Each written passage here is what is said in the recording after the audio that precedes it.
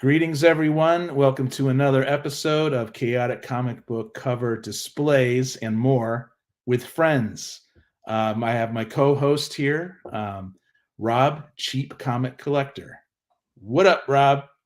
Hey, everybody. Mike couldn't make it. He's busy at work. Will might make it later on this evening, and who knows, maybe a friend or two will surprise me later. But for now, we're just going to go through a bunch of comic books that we recently picked up. As you know, I have a chaotic area in the room, and so I just pull from that. And so here we go. We're going to do it. So the first one is, and hello to Alberto for saying hi. Oh, wait, we got Cuppy right away here. Oh, wow, Will. Excellent. Excellent. How's it going, guys? It's going good. It's going good. So hey, all right. Now we're I like it when there's at least three of us, but hey, you just keep doing it, right? You roll with it, do what you got to do. I want there to be 9, so it looks like we're the Brady Bunch. Yeah, that's always fun. So the first one here is 1974, Doctor Strange. I think it's volume 2. I don't know. Number 3. I think that's a Brunner cover, and it has I know both Mike, Easy Comic Reader, and I are going after the Doctor Stranges now, but I know that's not Ditko right there, right? But most of this is actually Steve Ditko, so I don't know if it's a reprint. It's probably reprints, I don't think that's reprints. Not this one. No, but maybe stuff like this. I don't know. I don't know enough about it. I'm sure someone in the chat could tell us. Or yeah, that looks like Ditko. Yeah, this is definitely Ditko later on. So I'm very interested in reading this. It's Stanley and Ditko. So they might have. I don't know if they did the origin story. This is number 2, and I think this is volume 2 from 1974. So, and maybe they kick off the storyline from here. I don't know, but it's cool. I love it. And here's another awesome Brunner cover, number 4. The Master of Mystic Arts. You know who? Look at that. Oh, that's cool. That is really cool. Yeah. And I got this at an eBay lot, they're in, I would say, VG, condition, right? But I don't mind. I'm after it for the stories and just having them, because once you have them forever, right? Look at that. Some good stuff. So I don't think there's some reprinted stuff. Look at this. Oh, yeah, dude.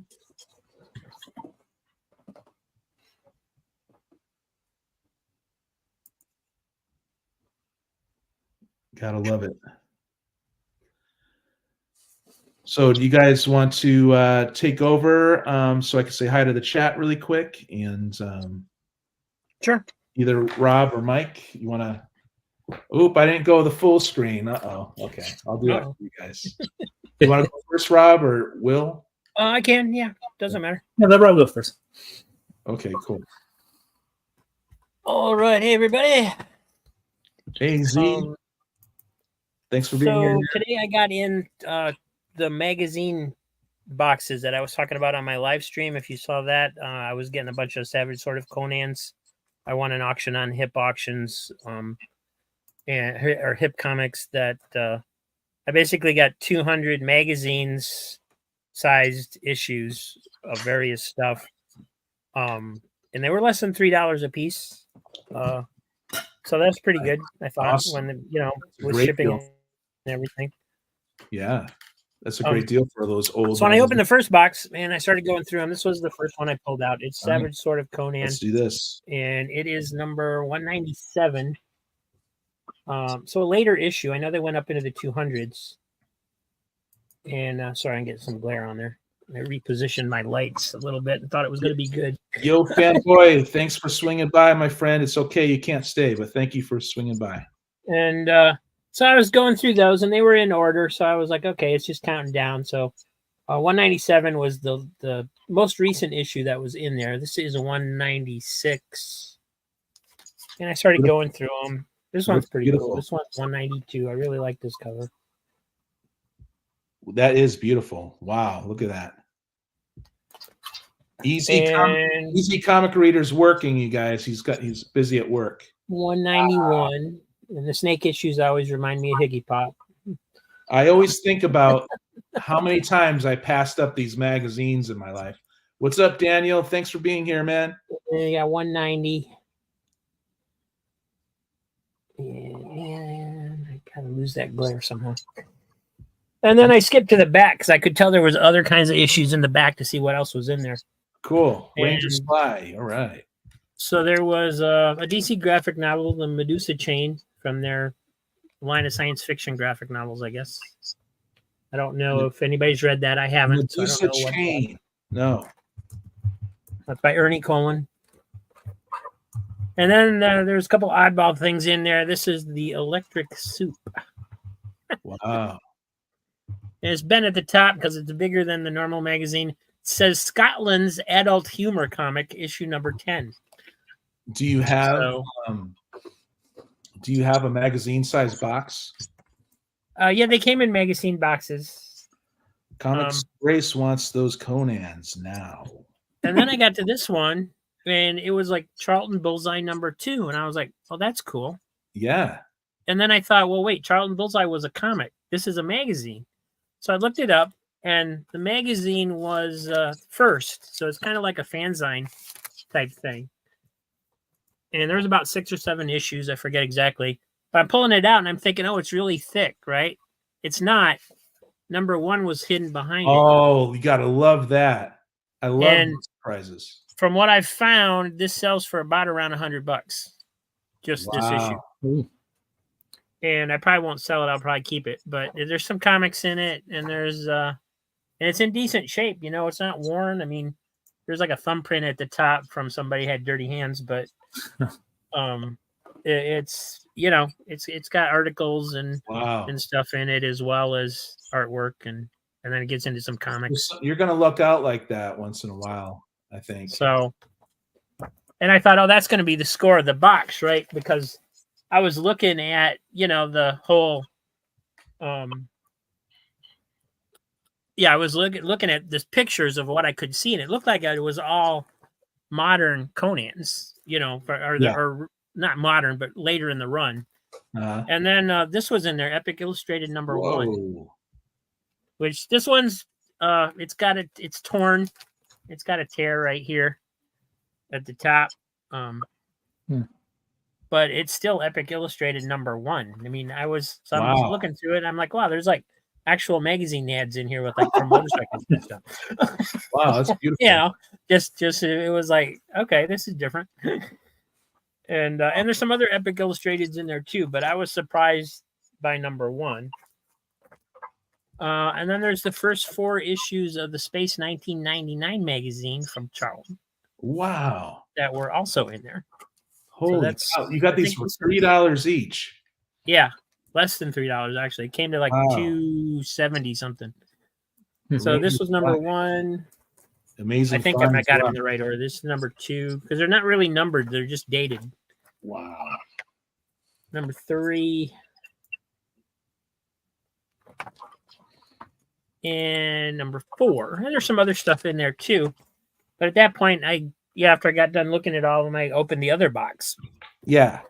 And thinking it was just going to be all more recent Savage Sword of Conans. And so the first one I pulled out was the annual, which I didn't know they had an annual, but there it is. Wow. Where did you get this score? It was on Hip Comics in their bulk auctions. Wow. And then the next one was number 1. What? And I'm like, are you serious? I mean, I'm sitting there, I start laughing, and my mom, what's wrong? And I'm like, nothing's wrong. Congratulations on this box, man. So number 1. Holy cow. And there's 2 of them. Oh my God. Are you keeping both? Wow. This one's a little it's got a little nick right here, on the cover where there's a spot torn out of the cover. So I'm gonna keep that one. I'm gonna try and sell the other one, but now I've got the dilemma of how do I sell it and get a decent price for it, you know? Yeah. So Holy yeah, cow. well, I don't know. I got some decisions to make because I'm not sure. Yeah. And then the rest of the box, you know, like the next one in was there wasn't a number. Oh, there was a number 2. Never mind. So, and there's doubles. So 2 number 2s. Wow. Congratulations. And buddy. I'm just like, wow. oh, Ranger wow, Slice is sweet. you know, I mean, I was kind of beating myself up when I went as high as I did because I was like, man, $500, that's a lot of money. And, you know, but, Wow. And then number 3, again, 2 issues. So the early ones, there's a bunch of early ones in here, and I think they're all doubles. What are you gonna do, man? You gonna keep them? Well, I'm gonna keep as many as I can, but I want to use them to make some money, make some of the money back that I've been spending on stuff. So yeah, Comics and Bray says he hasn't seen that in years. Ranger Sly, he's got a full set of those Space 1999 magazines with great art inside. Yeah, wow, I mean, all those type of magazines have great art in them. I've never opened one and been disappointed. I know, and to have that Savage Conan #1 twice. Yeah, twice. I mean, I pulled out the next one and I'm like, what? That is really, really something, man. And you know, they didn't advertise that in the auction. They just said, oh, you know, it's 200 magazines. There's a lot of Savage Sword of Conan. Yeah. And I'm just like, so I was, you know, and judging by the pictures, I was seeing the 194s and 190s and 180s. And I was like, okay, you know, there's still Savage Sword of Conan's for $3, you know? Yeah. So, wow. I mean, if they had advertised it properly, I mean, it's 2 complete short magazine boxes filled. It's 200 altogether issues. Yeah, everyone's impressed. If they had advertised it properly, 2 Savage #1s, Epic Illustrated #1, Charlton Bullseye #1. I mean, that's unbelievable. That's got to be $300 worth of stuff right there, at least. What up, you know, if you were selling it like that. Holy cow! Yeah, just it makes me want to go on Hip Comics now. I got to put that on my phone. Well, and that's the first score I've gotten on there in a long time because everything started going so high, you know. But this one, you know, it was special. It was magazines that you don't see that often, so I went for it. Wow, that is freaking amazing. Well, congratulations on that. Everyone is like, Ranger Sly has to take his jaw off the floor. And that's once in a lifetime thing. Yeah, absolutely huge scores, man. Yeah. Wow. I don't know how I'm going to come down from that. This has been a heck of a day for me because I got up. Yeah, I did a couple things. I got up late because I was tired, and I got this delivered early, and I was going through them. As soon as I got this gone through for the first time, then the mail delivered, and I got a score with this got a bunch of like Disney comics and cartoon comics in it that I got off of Whatnot. Yeah, and then also I was at the auction that I've been starting to attend on Sundays on Whatnot too, and I wasn't expecting that box wasn't supposed to come till tomorrow, but it came today also. And I've been spending all day going through these boxes of comics, and I haven't even gotten all the way through that box yet. I'm only about halfway through it. So Gary B, Casual Comic Guy, thank you for being here, man. All right. Just major stuff going on today. So a lot of fun. It's been a fun day for me. Yeah, man. I could feel it. Wow. I mean, I want to get those old magazines. Who doesn't nowadays? It's just one of those things. Will, you want to go next? Yeah, let's do it. Okay. Cupo Comics in the house. Thank you, Gary B, for being here, man. That's great. This is awesome. Gary D in the house. Yeah. Important. All right. I don't think I showed these off last week, so these are some new books I got in the mail. We'll give you the full screen here. Let's do it. Full screen treatment. Oh, These are lies. These aren't books I got in the mail. These are books I got out of a Walmart pack. Okay. All right. And then after that, it'll be the books I got in the mail. So these came out of a Walmart pack. I opened this up on my last show. I didn't get a chance to transport them yet to the box, but don't worry, they'll all get their own individual box bag and board. Sure, that's how I roll too. But for now, you got Carnage #1 Forever in here. Yeah, Gary's a celeb for sure. I'm really happy he's here. And this Carnage Forever is a Walmart exclusive cover. Beautiful. Yeah, so we got that. We got Moon Knight #8. This is also a Walmart exclusive cover. Well, that's Wow. cool. Okay. So I would take variant covers of that series for sure. Oh, yeah, absolutely. it's a good series. All right, we got the Eternals. This is a Peach Momoko variant for the Eternals #7. Awesome. We got a little Thanos there. This is just issue #19 of Thor. This came out of a Walmart pack. Cool. And Synchronicity for Melodope. oh, you saw that one at Walmart. Yeah, it's hit or miss with the Walmarts by me. Sometimes they have a pack and sometimes they don't, but it's been more miss than hit. They tend not to carry the books anymore. Whenever I've checked my Walmart and they have had packs, they're always wrapped so tight that it looks like it's damaging the books. The books, yeah, they say that's a big complaint with them. They say when you buy the Walmart pack, it's better just to open it right away. Don't leave the books in there too long. Here we go. We got Spider-Man #34. This is the A cover. So that came out of a Walmart pack. And then last but not least, this is from that ASM series before it got rebooted. 85, the Beyond series that we got Chasm out of. Oh yeah, Nick Spencer. Yeah, this was but I believe this issue was written by Ziegler, Cody Ziegler, the guy who writes Oh yeah, Deadpool now and Miles Morales. Right? Miles Morales, yeah. So all right. So those were out of a Walmart pack, which I opened up on Monday Night Raw books. Mhm. But these are the mail order books. We'll save this one for last. We got Ultimate Black Panther #2, all right? And this is the Killmonger design variant. Okay. So we get the Ultimate Killmonger on the cover. Excellent. We also first cover appearance. We also have Ultimate Black Panther #2. This is a variant edition. This one has Shuri on the cover. Cool. But this, yeah, and this is a what's his name? Boss Logic. Yeah, this is a Boss Logic cover. Okay. So he does a lot of like media art type covers, which are pretty cool. Here is the last book that was in the mail order. As you can see, there was a lot of Ultimate Black Panther. Right, yeah.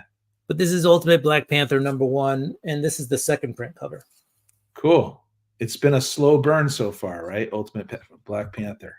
Yep. And then we have one more book. Sorry, one more book. Oh, it's cool. You keep doing your thing. I just like switching around. Yeah, that's not Black Panther, but this was a mail order. This is Penthouse Comics #1. Oh yeah, I'm hearing good things about this. Yeah. So they made a comeback, Penthouse Comics. I think issue #2 is on the shelves today. I didn't pick it up, but I decided to pick up that one. They had a lot of good cover artists on these books, and I heard the interiors weren't too bad either. So grab one. Cool. So awesome.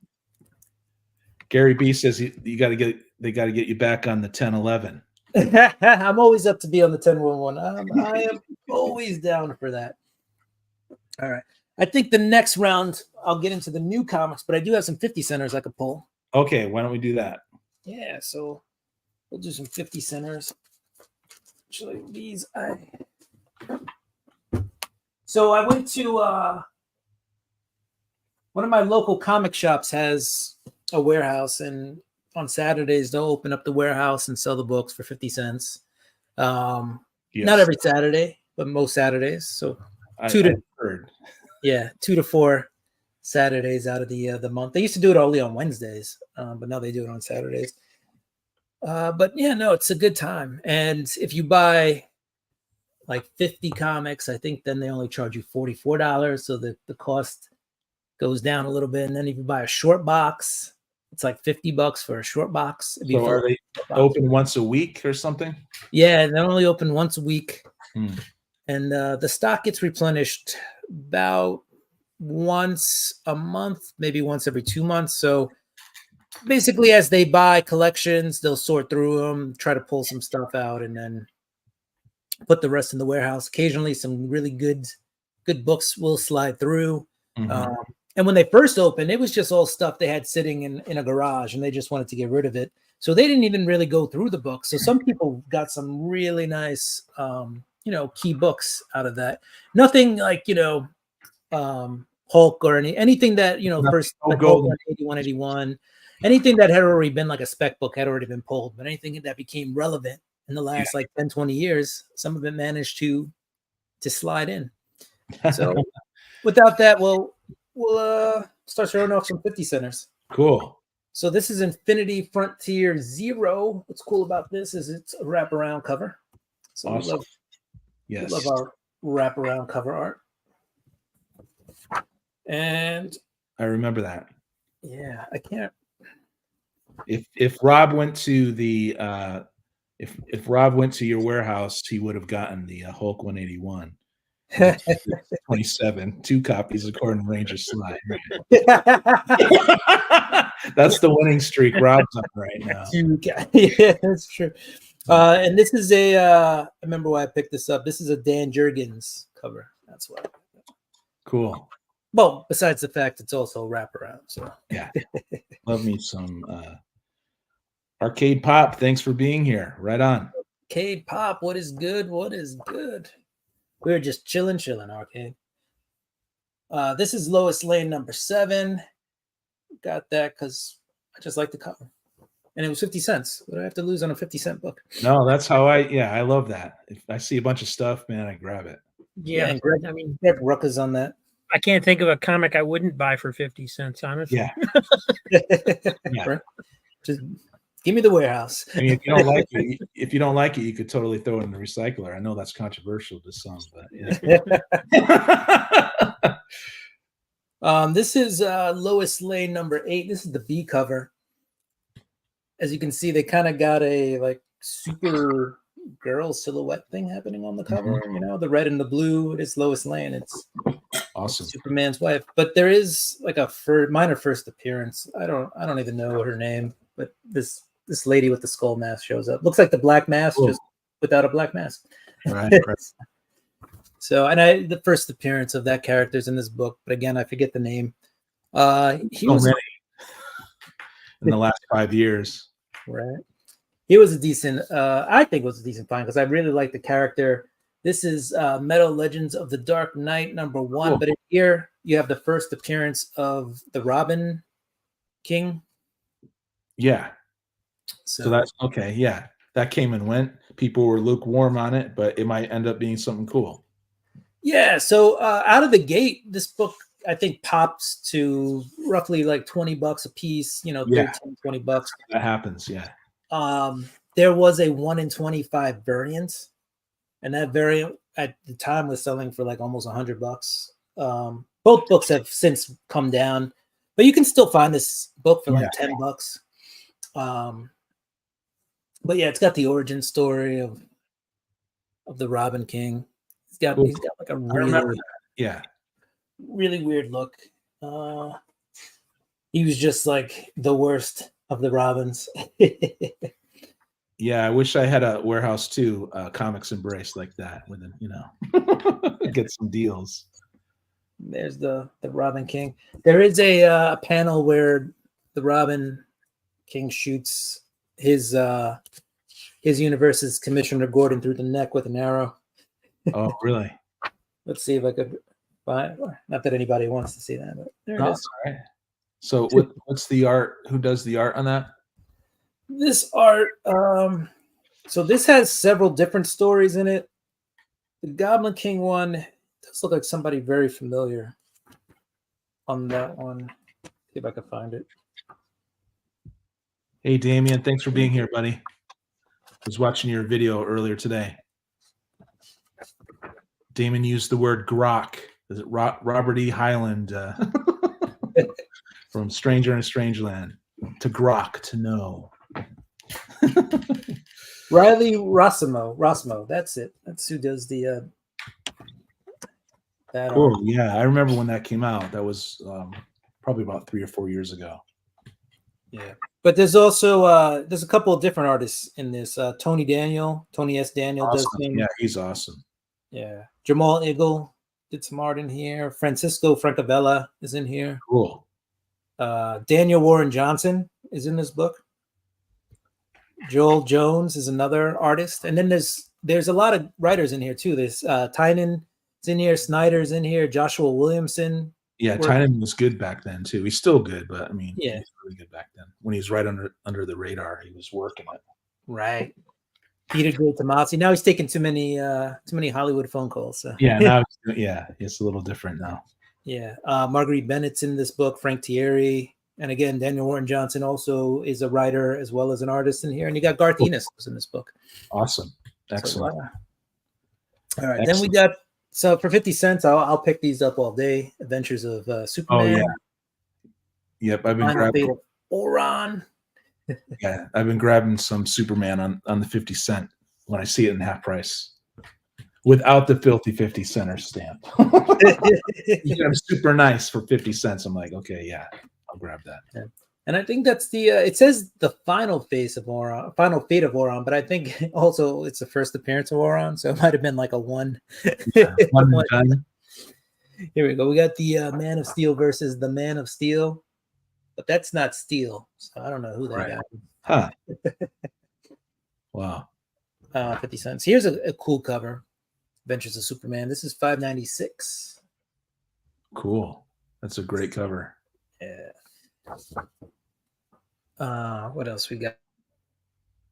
Mullet We got some Superman. more Yeah. Superman. We got Bloodsport. This is the second Bloodsport. Gary, I remember So, Mullet. this isn't the first one that Mullet Superman, the JLA years. I remember that. Yeah. All right. And then not a Superman book, but starts with an S. We got Dr. Afro number 34. Nice. This is the first appearance of this character, Star Weird. It's like Yeah, I have that. I remember. Yeah, when I was really watching. weird character. It's like a ghost goblin type Star Wars creature. Yeah. Is it alien? Is it ghost? Nobody knows. Here's a pretty cool Doctor Strange cover. That's Strange. Oh yeah, I remember. Jason Aaron run. Yeah. Yep. Got that for 50 cents. Wow. Sometimes I wonder if I should be buying the new books as they're coming out, man. We can just wait till they end up in the 50 cent bin. Yeah, most of them. Yeah. Captain Marvel number 7. So we got Captain Marvel number 8 with the cat cover. People love their cats. Yeah. And you got Rocket Raccoon over there too. Nice. And then we got another Captain Marvel cover. And then this is the last 50 cent book I have out of what I just reached for. Right. But we had the all new X-Men number 1 when Brian Michael Bendis was writing. Oh yeah, I was not Nice. happy when that happened. I liked Gillen what he was doing, and I remember them switching up the creators on the different titles and stuff. Yeah. Yeah, and then you got Stuart Immonen on art. He was back then in the early 2000s. He was really good. Yep, totally. Awesome. Really? Yep. All All right. right. I'm going to jump on and go through some of these, just the chaotic comics I have. Thanks, Will. Thanks for showing that. Oh yeah, no problem. So first up, I'm going to do 1976. Warlock number 13. I'll give myself the large size here for everyone. There you go. Pretty cool. I wanted some Jim Starlin Warlock, so I grabbed a bunch. Star Thief here.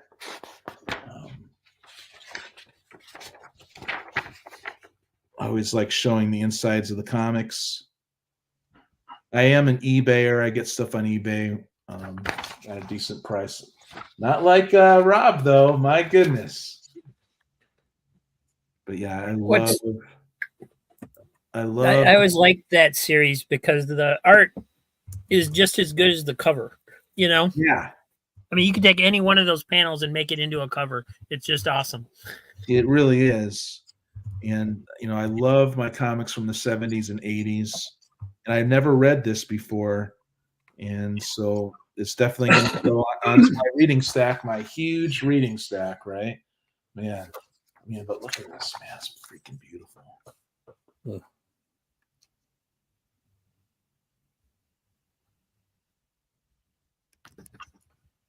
Beautiful stuff.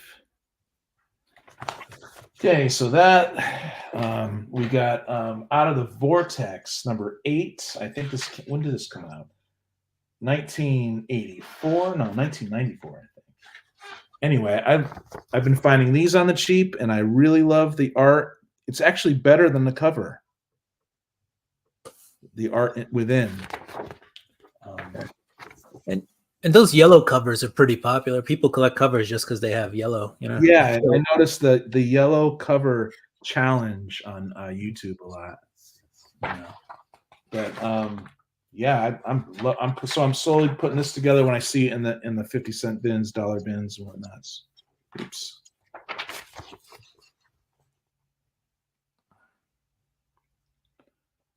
I forgot who the artist is actually. Pencils by Damon Wills. Pretty cool stuff.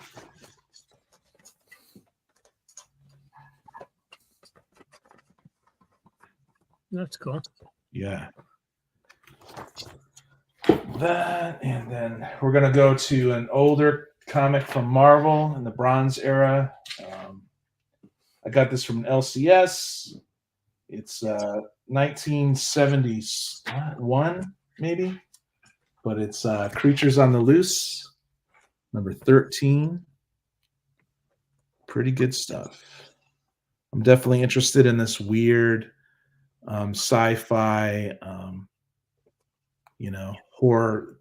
I like supernatural horror. I don't like gore horror so much, but yeah, I'll get this stuff all day. I love that cover with this being coming out of the TV. Damn, it's pretty cool, and I do enjoy the newsprint more than the newer. I like the newer art, modern art as well, but I don't know, something about just reading this old newspaper print. I just love it.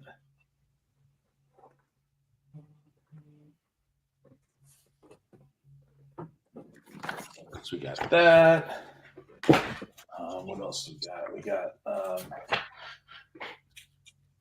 I like looking at like the years too. You know, I like looking them up. 1975, Marvel Spotlight 27, Submariner. You could find these on the cheap. Death of the Symbiotic Man. That is freaking cool. Tussling with things of the deep, right? In the deep. And you just open up a random page and you get some beautiful classic stuff. yeah.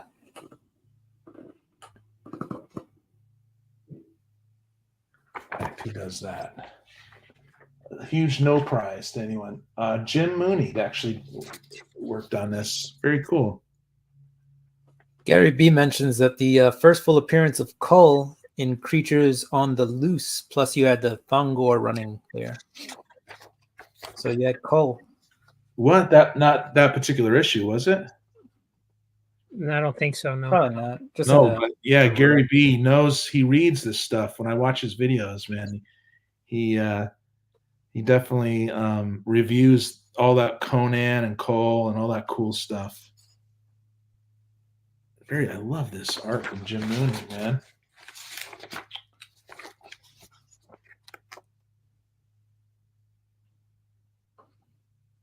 He says issue 10.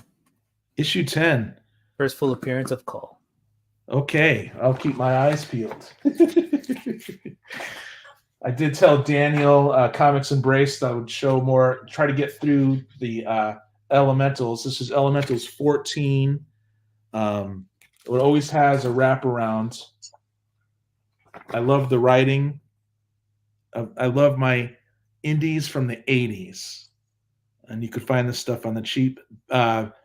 Bill Willingham is the writer for this, and it's about how this ancient evil sorcerer created this machine that took away all the supernatural energy of the world, and the elemental spirits responded by resurrecting newly dead people to inhabit their powers. And it's really cool.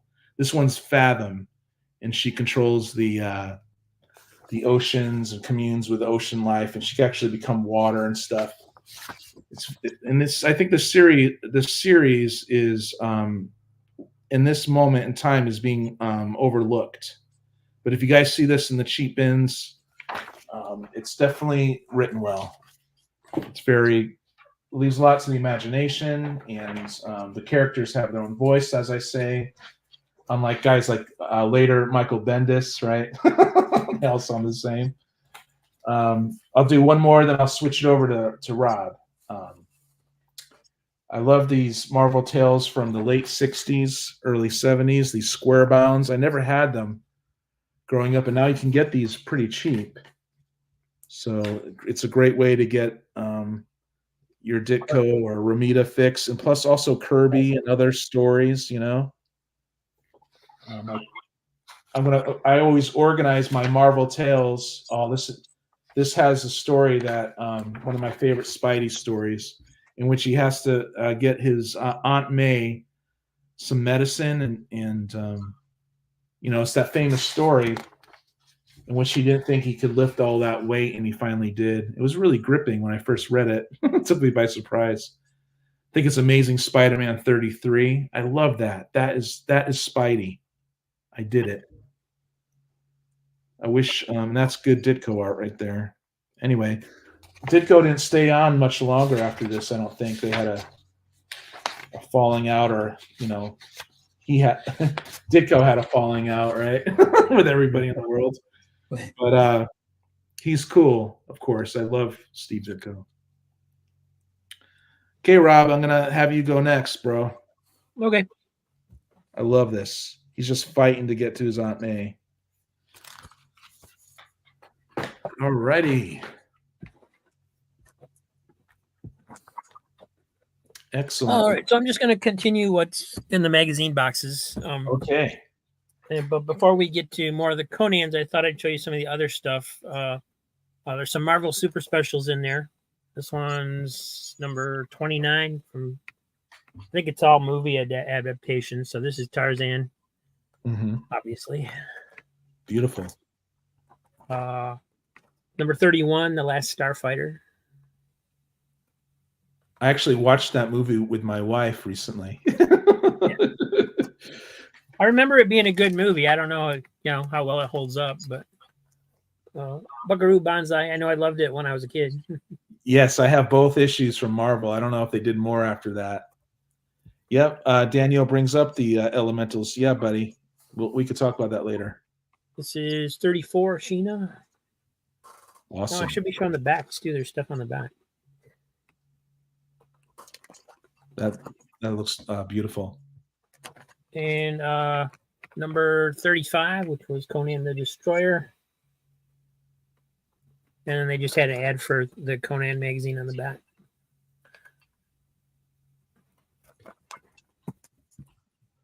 Uh, 2010. More wonderful Conan. Oh yeah, 2010. And some artwork on the back of that. Wow. I do have some of the 2001 with Jack Kirby. I want to read it. I hear it's really weird. And continuing with the Conans, we have issue number 4, Savage Sword. Nice. Ah, sorry, I gotta take care of that light. It's not. Maybe it's the other light. Let me just turn it off. See if that makes a difference. That's better. Cool. And let's see, 2 copies of that. What up, nothing? Thanks for being Number here, bro. 5. And these are all in really nice condition too. I mean, Awesome. they're not, they don't have spine ticks. They're not worn. They're just, looks like somebody read them and threw them in a bag and never looked at them again. It makes me want to check out Hip Comics and, look and dig. It's always a mixed lot. You don't know what you're getting on there. Were you up late at night? Here's number 6. Was there a certain time that you found that magazine lot? No, it runs for weeks. I mean, if you go on there right now, there's a section. What's it called? In the right-hand corner, there's like featured auctions thing you can click on. And there's a list of upcoming auctions, but they're listed. You can bid on them at any time before the auction. Yeah. Before it goes live. And then, so I had bid 400, and then of course I got outbid like an hour before it closed. And so I bid up again and not expecting to get it, but then, I got it. So here's number 7. We'll do this. And 2 copies of that. All these early issues have 2 copies. So number 8. Cool. I'll be talking to you after the show. Thank you very much. No, I'm like, how'd you get all those cool Conan magazines? Never mind that. Number 9.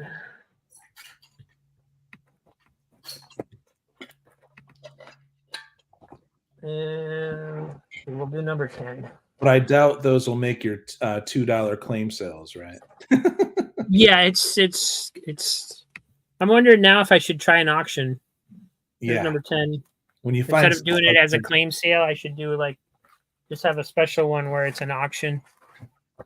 I don't know. Yeah. There was only one number 10. Bomber. There's number 11. Wow.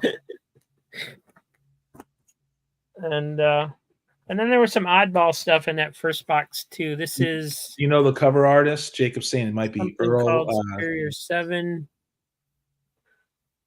on the Savage Sword of Conan's. Yeah. Earl Norham. This last one, number 11, has the initials KB on it, but it always tells inside. So back then, they actually credited the cover artists on these. Ken Barr, whoever that is, on this one. Cool.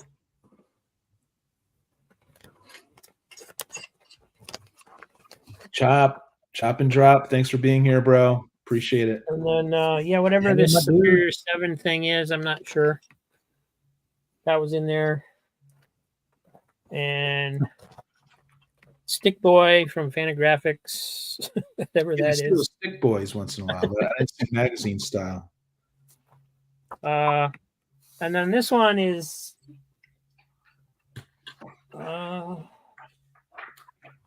number 2, volume 1. I was gonna say Fantagraphics, but I don't think it is. It's some kind of underground, mostly looking stuff in it. But the last story in here, this is the art on it, which is pretty impressive compared to everything else in the magazine. But holy cow, that is beautiful. So yeah, I wasn't impressed by this too much because it was mostly just underground stuff, which I usually don't care for a whole lot for. But then I got to that art at the back, and I was like, "Oh wow, this is amazing!" So, what year was that? Do you know, or roughly? This is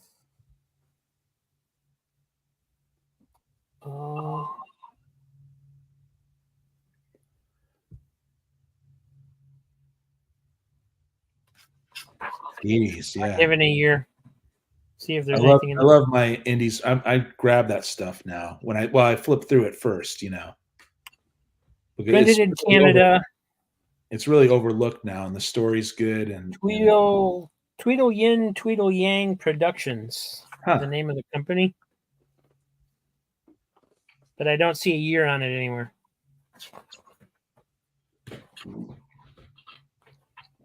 No. I'll try and look it up in between. Okay, so yeah, Gary, he completed his Savage Sword of Conan run a few years back. It's pretty cool. Right before everyone was jumping on it, I bet. Yeah, probably. All right, that'll do it for this round. So. Okay, cool. Will, you ready for us? I am ready. Okay. Let's go. All right. We're going to break out this week new comics. New stuff. Excellent. Right from the comic. Brand new comics from today. Love it. The only reason I'm on this show. We normally have a bunch of guys on here doing all the old comics, but Will rounds out the show perfectly. Love it. I bought some socks, by the way. Banned books. Cool. But yeah, this says they donate over 5 million books to communities in need and supports a variety of literacy initiatives. So, excellent. Socks with a cause. So. Yeah, there you go. We got a pack of magic cards too. KK says, "Hey, the Trivant squad. Did I mispronounce that? Triviant." Oh, by the way, I did say I got some magic cards. They did a Western version of Magic, so anybody who plays Magic the Gathering, they're doing Westerns. All right, so we got Giant Size Hulk #1. Philip Kennedy Johnson, who's also writing it, did this. Cool. I assume it ties into what's going on right now, but there's also a Peter David story in here. So I didn't do much research, and I don't know why they threw the Peter David story in with the 50th anniversary, but it's in here. Cool. And you got some classic Hulk, and then you have the newer Hulk somewhere in there. There it is. So you get a newer story and you get a classic story in Giant Size Hulk. Is it Nick Klein art? No, it says Ricardo. Let's see. Who's Ricardo? Andrea Ricardo. I don't know. You probably can't read that. Oh, maybe you can. Philip Kennedy Johnson, Andrea Ricardo. Cool. Okay. Then you do have Brian Hitch and Alex Sinclair on the cover. And then it's Peter David, Dale Kuhn, and Bob McLeod or McLeod on the Peter David, classic Hulk writer for sure. Oh yeah. What up, Steve and Spock? Thanks for being here, man. Appreciate it. I think he even gave Todd McFarlane crap for the way he was drawing the Hulk. Oh, now look at it. Now, God, I don't even want to think about it. I had those. All right. Next up, we got Miles Morales, Spider-Man #19. So pretty good story, pretty good art. Like art. He's really got a new nemesis, if you will, going on in this rabble. So giving him a run for his money. He's also got like a lot of new allies in this book. Art looks good. The art has been pretty solid, if not spectacular, in this book. And there's even some black and white art. They went black, white, and red for some reason in this book. Yo, Swag, thanks for being here, bro. So there's Spidey with some of his pals, including the recently revived Miss Marvel. As a mutant, right? Yes. That's how she came back. Yeah. Can't come back if you're not a mutant. All right. Thanks, Chop. Really appreciate that, man. He's just jumping around. That's cool, Chop. See you later. See you later, buddy. Jacob's talking about McFarlane turned the Hulk back into a monster. When he took over, Hulk was signing autographs with hair like Fabio. That's right. They had the doctor Dr. Yeah. Good one, Jacob. We got Sam and Twitch, Case Files. Oh yeah. That's interesting to me because they're the detectives in that universe there. Right. And there's been no mention of, there was no mention of Spawn in the first one. Just Sam and Twitch doing things and getting kicked off the force, and now it looks like they're going to be like solo. They set it up so they're investigating things solo. Higgy Pop, hello, bro. Big Jim in the house. Thank you for being here, man. Hope having fun on vacation, man. I find the art and the word bubbles, or lack of word bubbles, to be interesting in this book, because it really feels like you're in the mind of the characters instead of them talking out loud. Yeah. The way they've set it up. So it's an interesting book. And like I said, there's been no mention of Spawn yet. But, we'll see. I'm sure it all ties into something in the end. It's cool. You've been all over Spawn since they've relaunched with the different titles, and even before that, right? Yeah, so I've been reading it. I mean, at $2.99 a book. Yeah. Good night, Gary. Thanks for being here, bro. Really appreciate you, man. Good night, Gary. Thanks for stopping by. All right. We got Spawn. Speaking of the big fella, Spawn 352. Nice. I like that cover.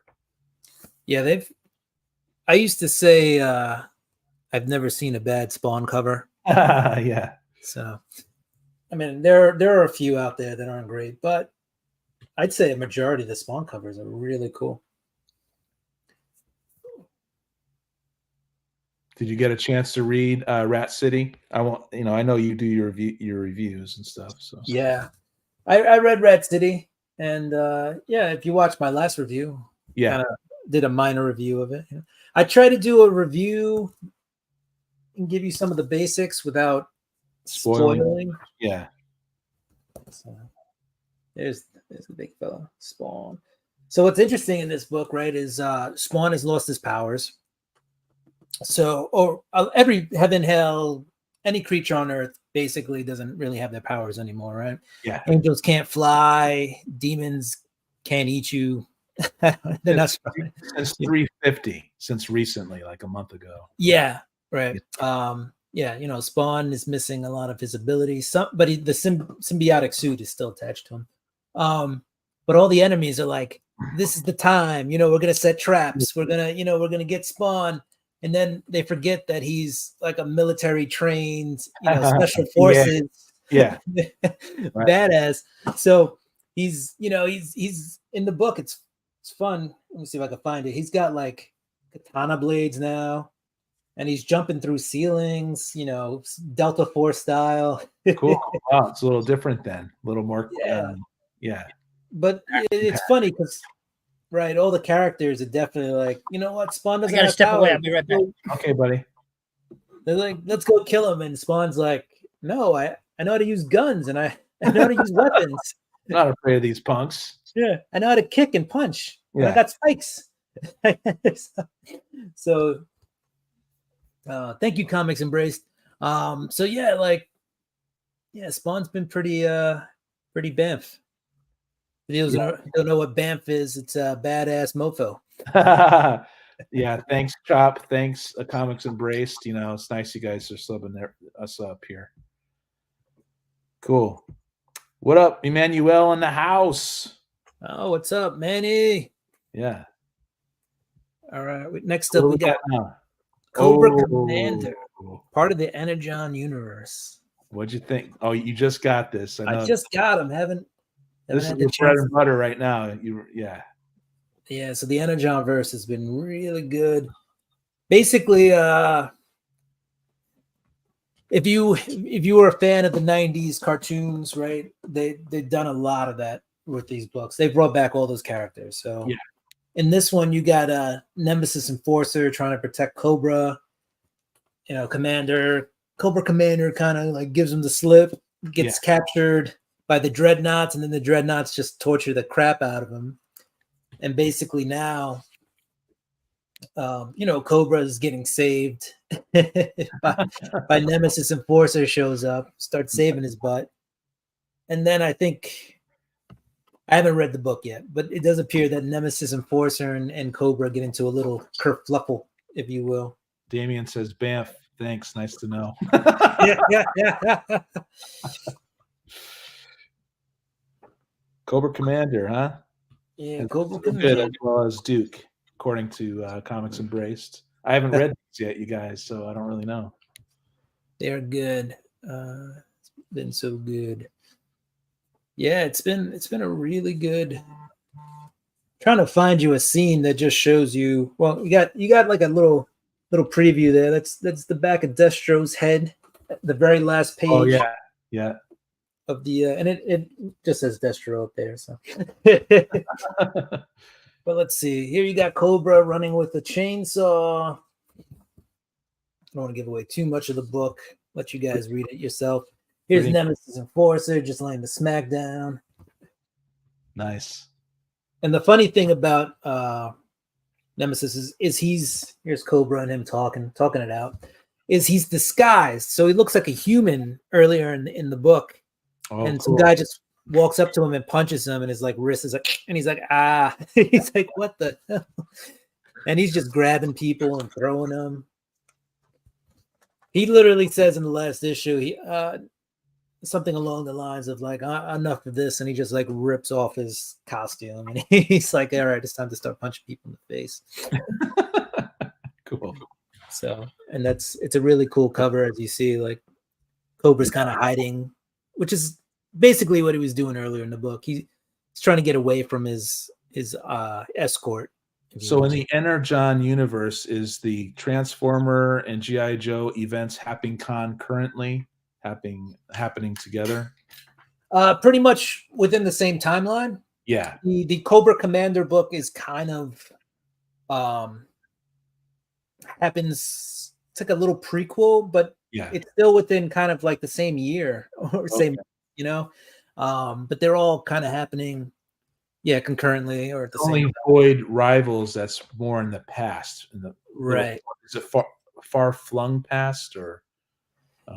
We're not quite sure yet. I mean, I'm sure I Googled it or something. In the books, it doesn't say, how much. And I went to a panel at New York Comic Con about the Energon verse, and they didn't really state how far it was. Yeah. I think part of it is they're still. I want to say they're still working it out. Right. But there's definitely, I feel like, the opportunity for like animated movies and other stuff to come out. And I think right now they're just, let's not get too far ahead of ourselves. It's also a licensed product. Yeah. So Hasbro kind of has a say in stuff. So he didn't purchase all of it outright. He just rented it. It's a license. It's a license. Yeah. Oh, they leased it to him for a while or something. Basically. So at any time, but I think right now it's doing so well that, they'll keep it. Yeah. I can't foresee anything getting pulled out from under them. But yeah, it's a really good series. And yeah, Void Rivals does happen a little bit, in the past, but how much, we're not sure. Right. Here's the next one. This is actually so far a pretty good read. It's only on the second part, and it's going across Action and Superman and a couple of other titles. About this crossover, right? Yeah. But we have House of Brainiac #2. Damien just reviewed some of the Superman. Nice. Superman's been really good. You got Pablo Sandoval on the Action on the cover. Oh no, it's Rafa Sandoval. And they have a Jim Lee. How are you guys digging the Lobos? They're either yeah. The Lobos are supposed to be gone, but Brainiac has done something, right? That's So he's kind of brought the Zarnians as his I guess his army or his distractions. They're kind of doing distractions for him, but it's just like a bunch of Lobos running around Metropolis. Yeah. Look out. But the main man is supposed to show up in this book and clean it all up, I bet. right. So, and he's got a Green Lantern with him. So I got to read this book. Oddly enough. How we got that? Oh, here's Superman just eye blasting him in the face. Cool. Yeah, and then you got Brainiac. Brainiac basically kidnaps a bunch of people who have been working with Superman. So, and yeah, look, we got the Superman of China in there. So they're all kind of captured by Brainiac.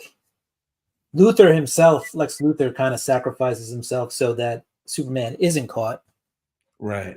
Look, Superman and Lobo on the choppers.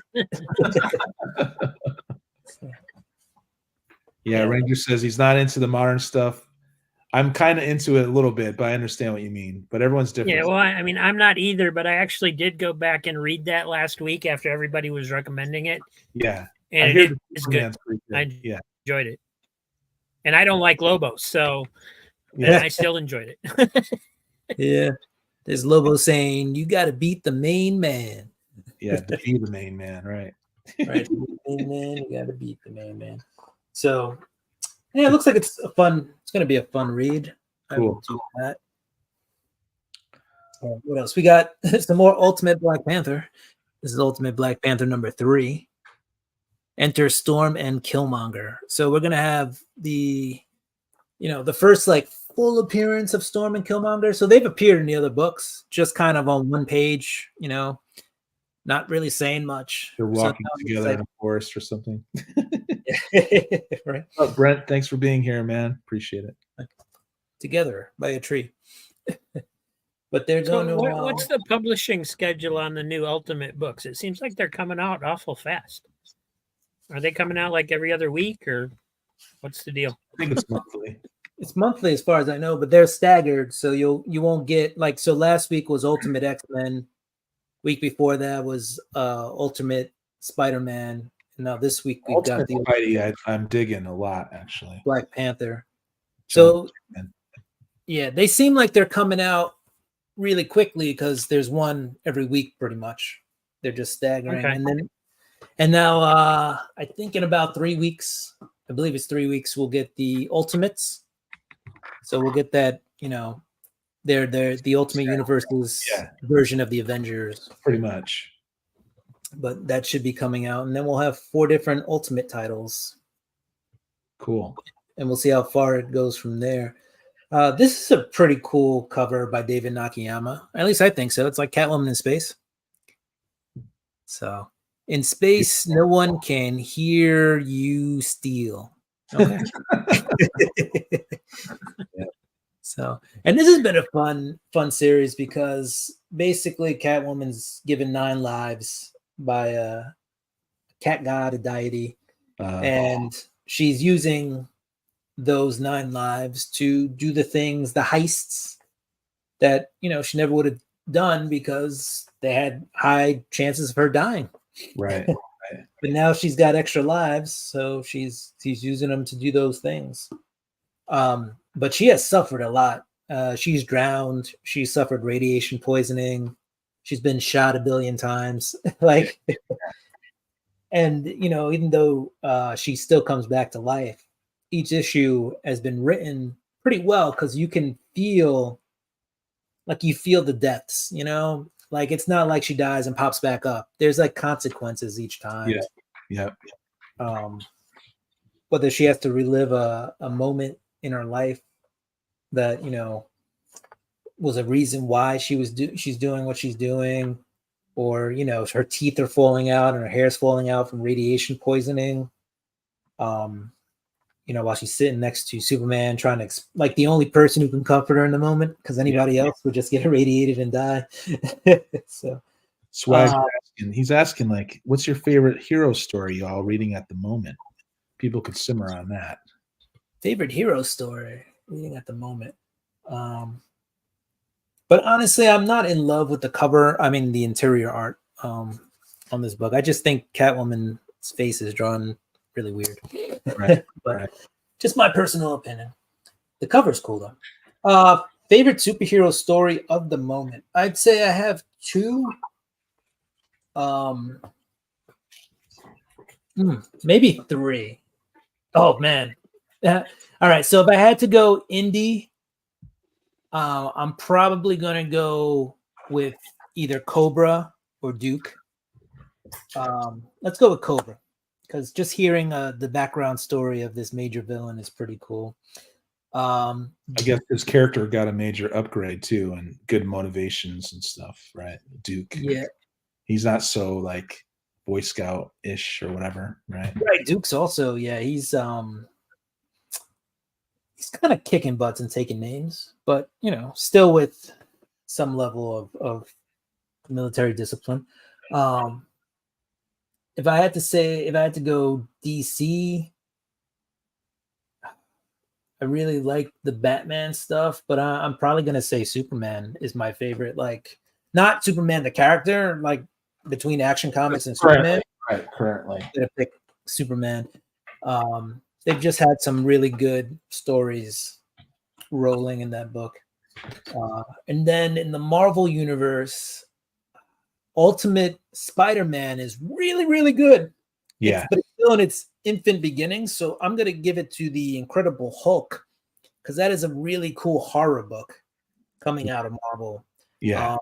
And it's like the only horror book in Marvel that I know of that's, hitting all notes. Like, it's a really fighting against all these dark forces like demons and stuff too. So yeah, it's just really cool to see. This is a book that I just got because they were all damaged when they first came in. So this book came out like 2 weeks ago, I believe. This is the Immortal Thor, but this is with the Enchantress ripping Journey into Mystery. Okay. Cool. So I was like, man, I really hope they used a fake copy of that book. Have you been reading it? Man, but it's an Alex Ross cover too, so it's cool. It's really cool. And the interiors aren't bad. Let's see. Here's Thor getting punched out of a window. Wow.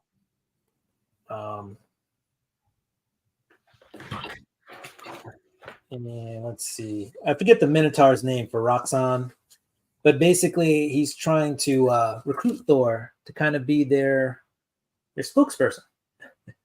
Okay. So, and that leads us into the next book I'll show you that came out this week. Oh, here's a cool Enchantress just blasting Thor in the face. It seems to be a common theme in these books I'm showing this week. It's just somebody getting shot in the face. Yeah, totally. So Immortal Thor, you've been reading that now, and how do you like it so far? I know you do your reviews, but yeah, no, it's fine. I like it.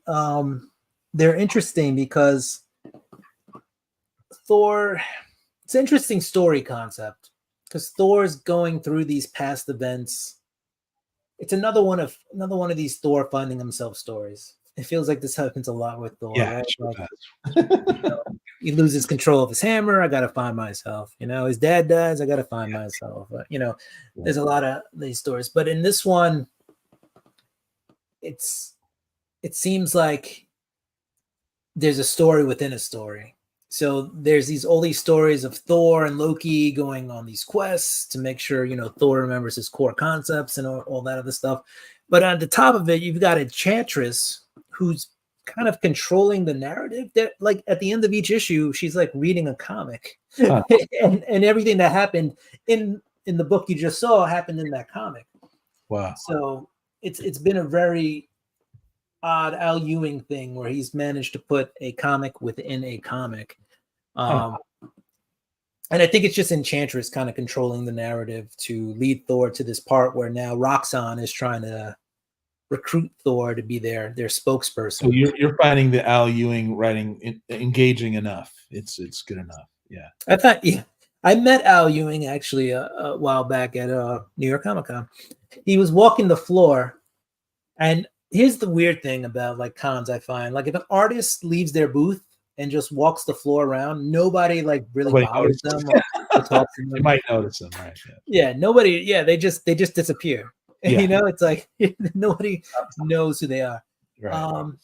So I saw Al Ewing, and I knew him from the Immortal Hulk run. So I knew what he kind of looked like. and stuff he had done before that. Anyway, he walks by and I'm like, "Hey, Al, what's up?" And I wave like you would somebody you know. Right. Yeah. So I'm there with my friends, and he walks over and he's like, "Hey, mate, how are you doing?" Yeah. And he like gives me a handshake and almost like a semi hug, but like a backpack. And then Cool. and he's like Meanwhile, looking he's at trying me. to figure out who the heck you are. Exactly. Awesome. So yeah, but he's like asking questions that are like leading. So he's like, "So how you been since the last time?" And this and that and the other. And I was like, Yeah. I mean, last time I saw you was at your booths, But so anyway, I was like, I'm there. I actually had like a pro pass at the time, which by the way, if you're an educator, you can get one of those. So Oh, cool. I was teaching at the time, so I got a pro There you pass. go. And I just turn and look at him, and I'm like, "Hey, man, great to see you. I don't want to waste any more of your time. I know you got to get back to your booth. You're busy with the con. I know He's just a fan. That sucks. I know you got meetings and all that." No, and he didn't even think I was. Yeah, he's probably cool. He was just, he like shook my hand. He's like, "All right, man, I'll talk to you later." And he like walks Cool. away. And then one of my friends walks up to me and he's like, "Dude, he thought you were like a friend and he just forgot who you were." That guy walked away so confused. He was like, Awesome. "Oh man, who is that guy?" That's great. That's great. Man. That's cool. You pulled that off, but yeah, it was fun. I didn't I wasn't purposely trying to confuse him, but it just got to the point where I was like, I don't want to be like, yeah, "Hey man, just a big fan." like yeah. Then it gets yeah. I was talking to him for 5 minutes, and he's like still trying to piece together who I was. Good work, Will. Yeah. Proud of you, man. I love that. I'm gonna show some. Go ahead. But that brings me to the last book. Oh, okay. Also by Al Ewing. Ooh, you gotta love that. Roxxon presents Thor. So this is like a one-off of what's been happening in the Immortal Thor, but it's a standalone like single issue book. But it's got some old dressing, the old Marvel comics. Right. So what I'm guessing, because I haven't read 9 yet, because I just got that book, because the original one was damaged. What I'm guessing is they tried to recruit Thor and it didn't work, because this guy on the cover is not Thor. This is a character called Chad Hammer who looks just like Thor, and he's been created to be that Roxxon symbol or whatever, the mascot. But here's some things. If you ever wanted to see Enchantress in a swimsuit, nice. We've got that in this book. Who doesn't, right? What up, Legion? Thanks for being here, man. Legion, what's up, Mark? There you go. There's some Chad Hammer coming in. Cool. So, and then let's see if I can find you another good art page in here, if we can find one. Got Loki in here. There's a Minotaur. Let's see. Oh, here's Chad Hammer with his surfboard. Awesome. And so, yeah, apparently this is a really wacky issue. I haven't had a chance to read it yet. Yeah, it looks wacky for sure. But here is Thor reading the comic with Chad Hammer. Same one I'm probably holding in my hand. Yep. And Trancers in a bikini. It's been a long day. Yeah. All right. And I guess here's the last page of the book. So cool. Yeah, Chad Hammer with those greenbacks in his hand. Nice. But those were my new comic book day pickups today. That's what I. Excellent. Thank you for sharing. Really appreciate it. Oh, yeah, good stuff. Awesome. All right, you guys. I'm just gonna run through some chaotic covers, and we're gonna start with some Charlton from was it 19? Wow, this is an old one. No, it's only 68. Okay. Strange Suspense Stories, number 3. The Universal Sullivant.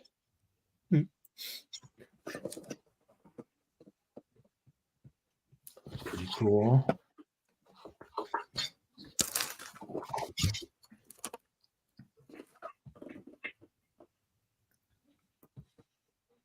Awesome art within. I haven't read this yet.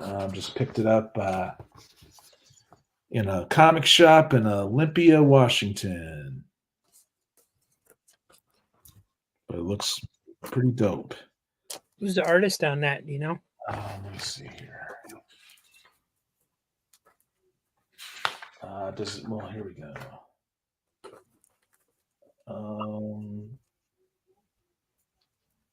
Pat Boyelity or something. I don't know. Boyetti. It looks pretty cool though. This era of comics isn't exactly my forte. I just lately have been trying to grab as much of it as I can.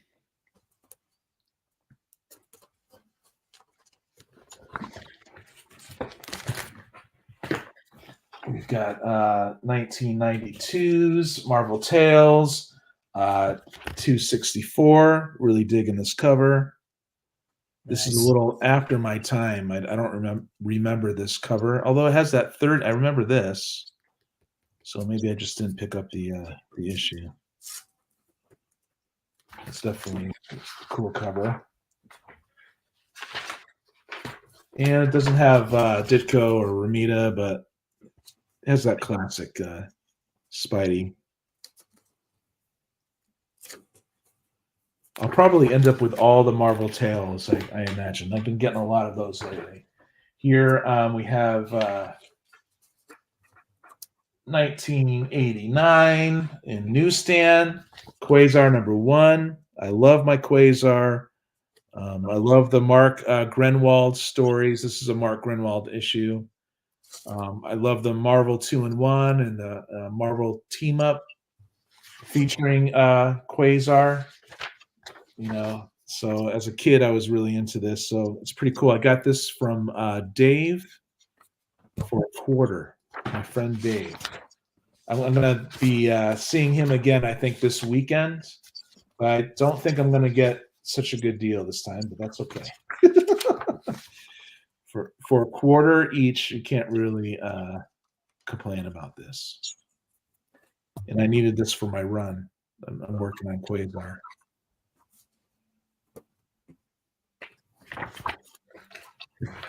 Okay, recently I got a bunch of Batman. This is Detective 675.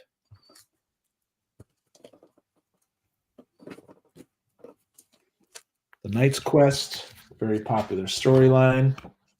Bruce Wayne goes away. Azrael takes over.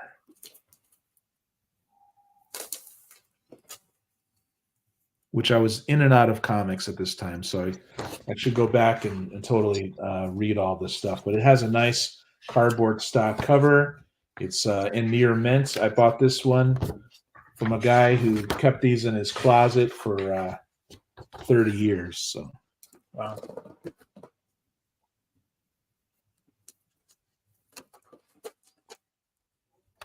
Pretty cool stuff. Oh, we got another Out of the Vortex, #2. Slowly working on this.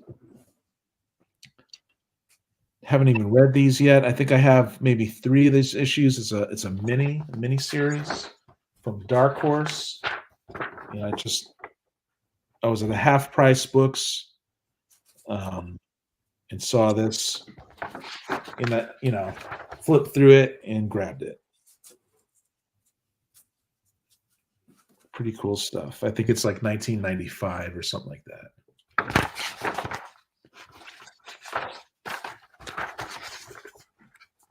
So when I put this together, I'll read it.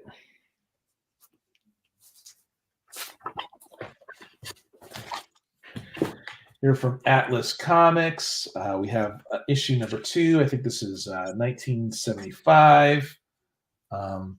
We have Phoenix #2. Now, Roger Metarog is a big fan. I know Higgy was showing some of these too. I guess these are only 4-issue runs from the 70s in which they tried to compete against Marvel and actually nabbed some artists from Marvel at that time. It's pretty cool. Who's doing the little Sal Buscema art?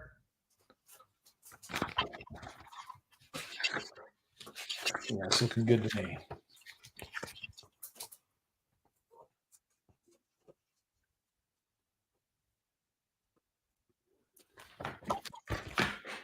Okay, I think I got this at a Half Price Books. No, actually, I got this from Dave.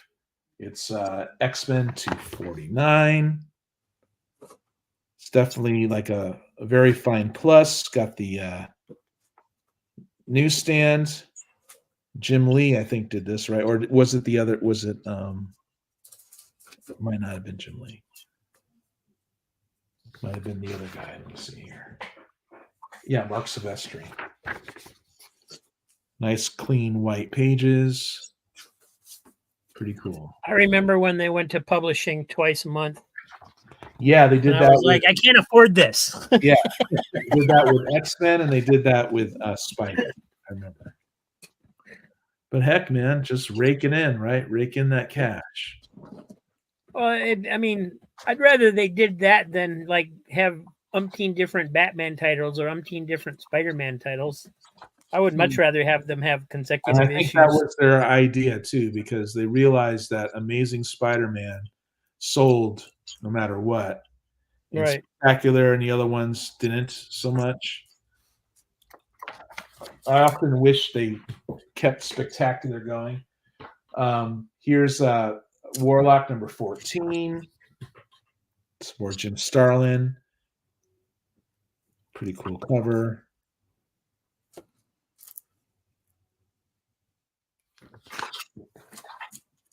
Yeah.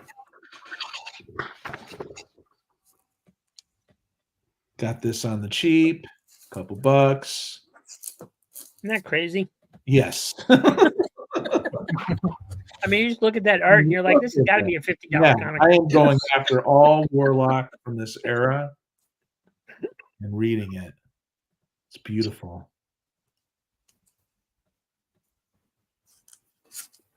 I've never read this before, and it's strange because I do love my science fiction, but I never really got into the superhero science fiction. And there's so much good stuff out there from the past. You know, I'm kind of like Ranger Slice says he doesn't like the modern books, and I'm recently got burnt out on them, but I'm kind of getting back into them, you know? And then it occurred to me, why am I not just getting these back issues, man? It's just freaking beautiful layouts and stuff, you know, stuff that I remember as a kid or even before my time. Just go for it, you know? And so that's what I've been doing. But I pretty much, I do the mail order thing as well. So there's that. We got another Spidey here. Another Marvel Tales 42. I think it's this is when they went just strictly Spider-Man instead of having all the other different issues. But John Romita Sr. art, right? Which I love. Yep. Ring-a-ling Romita. Look, it's the brand of the brainwasher.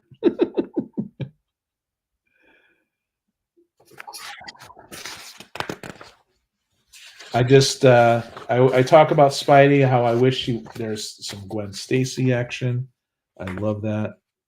Romita Sr., I think, drew beautiful women. And there's Captain Stacy. And these are the two people why, in my opinion, Pete would have never gotten married, but that's ancient history now. He did get married to MJ. And that's just the way it goes. So, but I was always disappointed. But I grew up on the Roger Stern stuff, as I say, where he's more of a loner. So yeah, we got that. What else we got here? We got some more Spidey.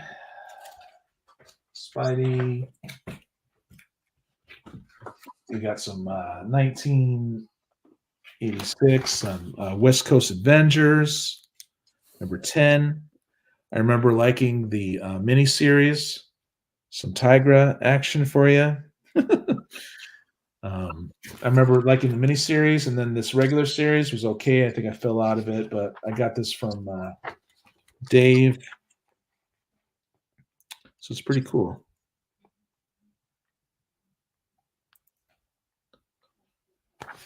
Good stuff.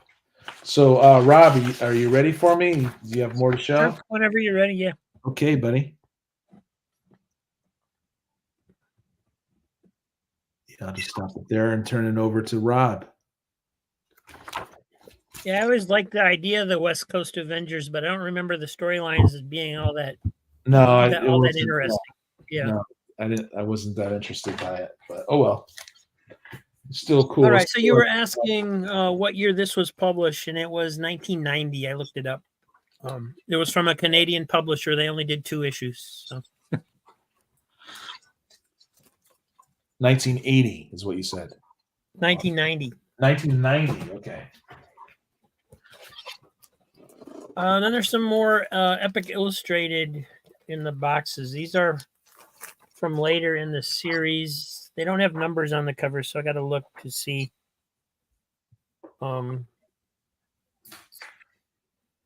This was 19 from 1983, so not real long later, but I think they came out like every other month. So cool. That one, and I think these are in order.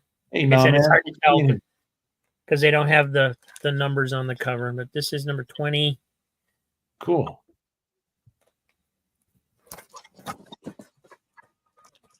'21.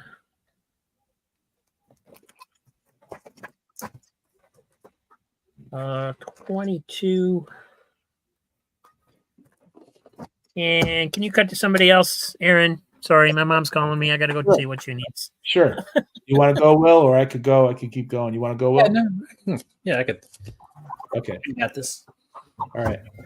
All right. So we did some 50 centers. We did this week's books. And now this is just, I just reached into a box I had over here and pulled out some books.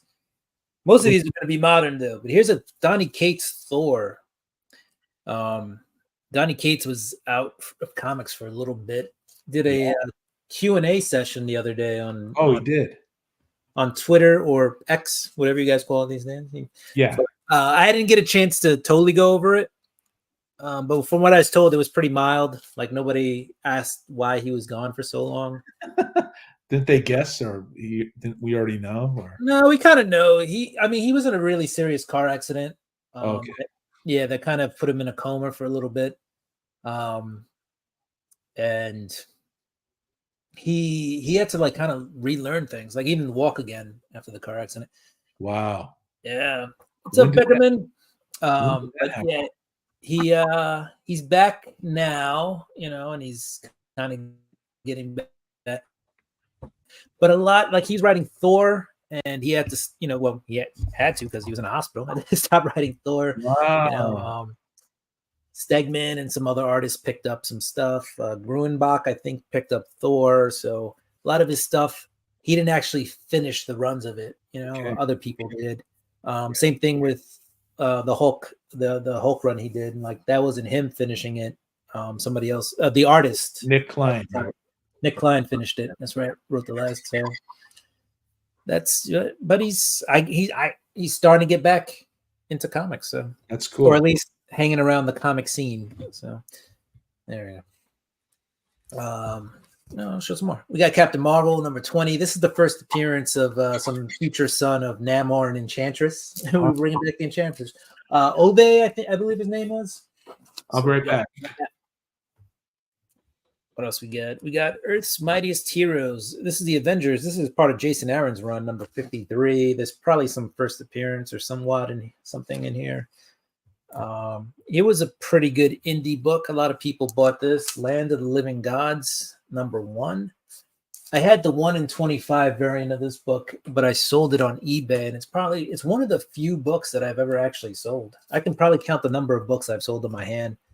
But I had the A cover, so I was willing to let go of the 1 in 25 at the time it came out for the price that it sold for. I think it was like $35-40. So, and I paid like $8 for the 1 in 25, so I was willing to let it go. Supermassive. Higgins has been doing this like superhero universe, and so this is Supermassive from 2022, number 1. Higgins also did a lot of the Power Ranger stuff, so he's a really cool Gunslinger Spawn cover. I think so, anyway. But McFarlane actually wrote this. He hasn't been writing a lot of the Gunslinger. He's been doing the plots, but not really writing them. But here you go. So I pretty much don't know anything about Spawn. So what's the difference between the different versions of Spawn? How do they relate to each other? Are they just different time eras, or? Yeah, a lot of different time periods, or mostly time periods or locations. They all just have these suits, symbiotic suits, if you will, that were given to them at some point by Hell. You know, they're all Hell Spawn. So they're different. They are all different characters then. They all, yeah. So Gunslinger Spawn is not, you know, the Al Simmons regular Spawn from the movies and the comics. Okay, I had it right then. That's kind of what I thought, but I wasn't sure. Yeah, no, I know how confusing it'd be. Like, just Spawn put on a different uniform depending on, you know, where he's going. But now these are all different versions. Gunslinger Spawn just happened to be the one that a lot of people kind of fell in love with, and so, you know, he's got cool covers. Yeah, McFarlane, being the businessman he was, said we got to create a Gunslinger Spawn comic. That's what he does.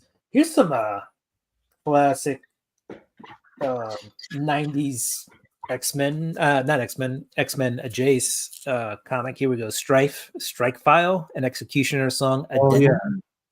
Yep, I remember that. Like seeing it or something. And this is an Andy Kubert cover. Yep, this is Andy with Mark Pennington. Man, I remember when comics went up to $1.75, and I was like, "What is happening?" So once they hit $2, I was pretty much out of the comic game. Right. Beckerman says he owns some pages of Spawn, but doesn't read the series. So. Yeah, I mean, I can only guess that the original art that you own is pretty cool. Yeah, Becker has a lot of original art pieces. Awesome. So collects original art. So I'm assuming some of those are just really cool. Right. This is the first White Lantern Batman cover. Yeah, I remember that. Jeff Johns on that one. Yeah, the animation, the animated series that was on HBO. This book, this is a book I picked up for 50 cents. This is Falcon the Winter Soldier #1. This is their first team up book. And there's a lot of first appearances on here. Right. So I know that because I wrote it on this post-it on the back. Good work, dude. The Natural and Gifted Killer, Veronica Eden, Who Wants to Be the Supreme Leader of Hydra, first team up title, and $13.50 was the last. $13.50 was the last sale on eBay when I checked this book. So that was probably around the time that the series was coming out, though. But if it's still going for $13.50, that's $13 profit. There you go. Yeah, some people are really good at flipping books, man. Right. Yeah, I need to start doing it, if only just to start affording better older books or lots. You know, buying people's like Rob. collections. Yeah, I mean that's didn't start out that way, but that's what it ended up being. So. Right. It's a gift. It's a skill. This is The Last of Us, you know, from that HBO series or the video game, but this was the first comic series based off of that. American Dreams. This is issue 4, the A cover, and again I have a post-it on here, and what it says was this book had a print count of only 7,138 books, and the last sold was $22.50. Wow. And I pulled these out of a 50-cent bin as well. So I got 2 of them. Awesome. Next up, we have Devil's Reign, which still kind of affects it's just come to an end. So we had the Cape Killers that came out of this book, right? As Fisk was mayor, and he created the Thunderbolts again, or they were also known as the Cape Killers, and they, you know, putting an end to all the vigilante superheroes. Yeah. Yeah, that was part of that series. Zdarsky and Mark Tichetto. Wilson Fisk was the mayor, right? Right, and then Wilson Fisk went on a boat and left. So. The storm. It was the storm winds. I remember the storm winds were the ultimate. The storm winds, right? And they had originally, they just caused a lot of pain for for Wilson Fisk and Daredevil. Yeah, but Daredevil has a scene where he in that book where he basically threatens to kill one of them, and they're like, "Oh shit." Yeah, it was pretty brutal too. That scene that he did, self-gouging scene. Yeah, right. He Well, he basically stabbed himself in the eyes, but really crazy. Right, which I'm sure hurt a lot. But the premise is he's blind anyway. So, but I'm not sure if they knew he was blind because they were like, "Holy crap!" Yeah. Yeah. Here we have a James Tynion book, The Nice House on the Lake. Oh yeah, I've got that series. Yeah, issue 3. Yeah, it's a pretty interesting series. I haven't finished it. I did read a lot of it, but I have the DC Universe app, and it's on there. Okay. This is a DC Black Label book. Yeah. So I will finish it on there, but I'm close to finishing that. Cool. And then we have Star Wars: The High Republic number 13. Oh yeah, this is volume 1, right? I have that. Yeah, and this is from IDW now. Dark Horse is doing those books. Yeah, but there you go. All that was Star Wars spec for a while. I don't know if it still is, but yeah, still technically is. This has a couple of first appearances in there. So, but I have a couple more books, so we can go. You want to do 2 more? Sure, I'll do 2 more. We'll go to Rob. We had the Moon Knight earlier, the Walmart pack variant, or the great series. Same book, just not the Walmart variant, just the regular. So those are ending. Are you still pulling from the 50-cent bin here? Showing us this? No, this is just out of a random. Random pile, and then here we go. We got Thor number 22. This is a variant cover, and I can't for the life of me remember why I picked up this variant cover, except for the fact that I think it looks pretty dope.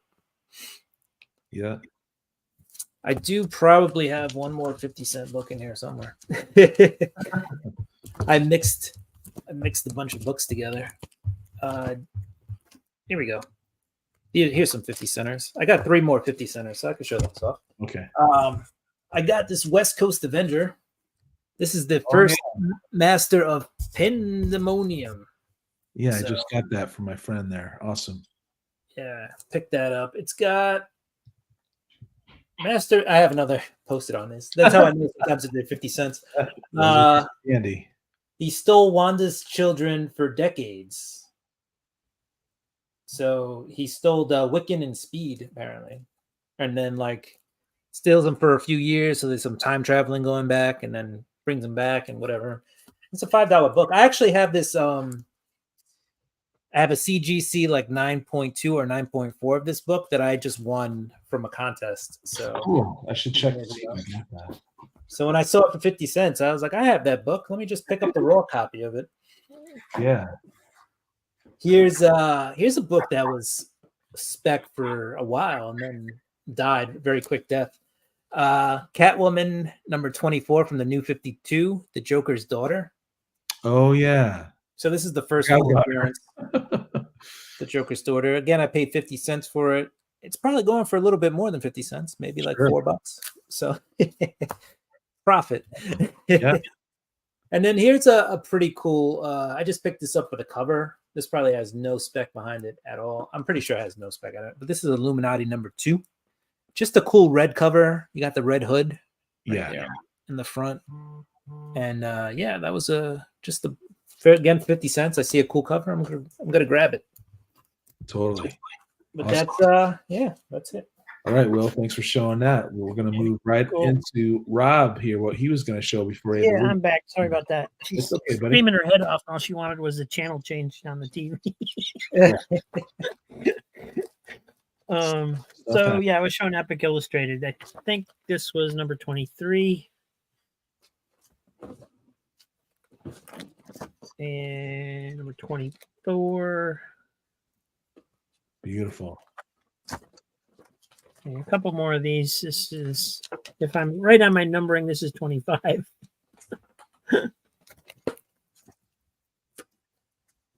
And then 26. And this is the first issue that starts the last Galactus story serial. The last Galactus story. Yeah, it's by John Byrne and Terry Austin. I haven't read it, but it's pretty well known as see if I can find it in here. See what it looks like. Oh, Cerebus is in here. That's weird. All right, yeah, here it is. So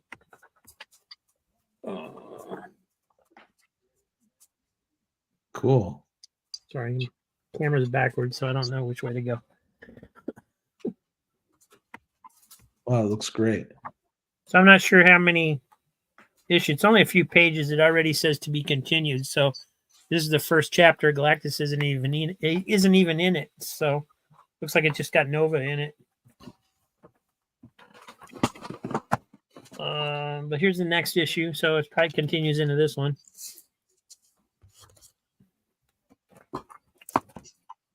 And Yeah, I remember Frankie Ray Nova. this one has a special preview of Dune. And then continuing with the Conans, we have number 11. I think we already showed that one. And then it skips to number 14, but it's got a giant gorilla on it. Yeah. Like really giant, apparently. It's beautiful. Number 15.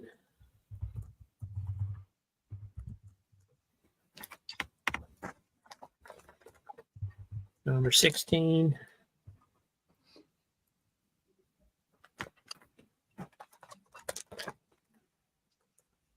$17.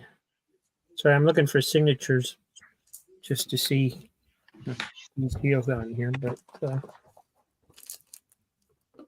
and number 19, so we skipped 18 as well. So it's not a complete run, but who cares? All from the Number same 20, box. that was awesome. That's beautiful. And 21.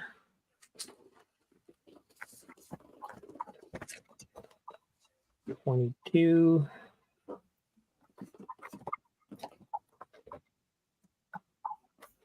$23. It's got Red Sonja on the cover. Nice. 24.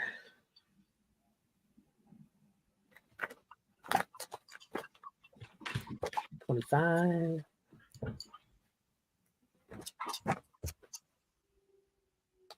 And 26. I mean, I don't need to say how awesome they are. You guys know. So Yeah. It's amazing. 27. That one's really cool too. I like that one a lot. Wonder what happened to all these paintings. Somebody must have them somewhere. Yeah, the original. 9.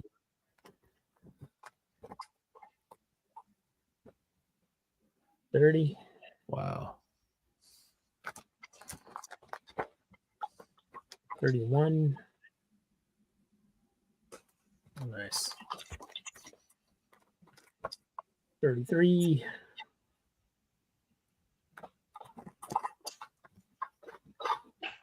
The Lair of the Ice Worm, number 34. Wow. I'm gonna have nightmares tonight, man.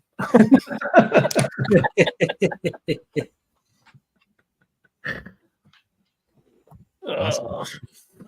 Well, Rob, that was an awesome box, man. Holy freak. Yeah, I just got lucky. Yeah. I said I thought it was all going to be more modern stuff, and it was just like, oh my gosh, there's all kinds of cool stuff. That person didn't know what they had, apparently. I mean, these guys do if you go to Hip Comics and go to that area where I told you, it's what is it? Mott's Box Lots or something. There's different auctions, but they'll do like 5 or 6 of these lots a night where it's just an entire box of whatever it is. And sometimes it's modern, sometimes it's old beat up stuff, the coverless, sometimes it's magazines. And, I'm not sure why these didn't go for more. I really expected it to go a lot higher. Good for you, Rob. Awesome, Ben. Okay, we're going to close it out here, and I'm just going to rip through some of these, random comics. We have Atlas Comics here from 1975. Planet of the Vampires #3. Nice. Yeah, dude. I'm gonna go full screen here. So I might have most of these now. I want to get all 4 before I start reading them, but yeah.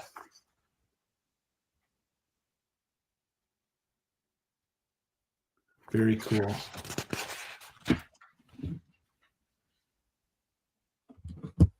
Ruggs Heath does the art for this, so I don't know. Looks kind of like Kirby would draw. Oh man, is that beautiful? You can find these in dollar bins, you guys. So I don't know if you. Yeah, I know, it's crazy. The Atlas Comics. I found one for $3, but then I got a bunch from my friend for $0.25, so I shouldn't say you could find them. Here's one from Eclipse Comics, 1987. It's called Zooniverse, and we'll go with the wraparound. What number is that? It's a limited series, and it's #4. Yeah, I just got #1 today. Oh, cool. In one of the other boxes that I got. These look cool to me. I love my indies from the 80s.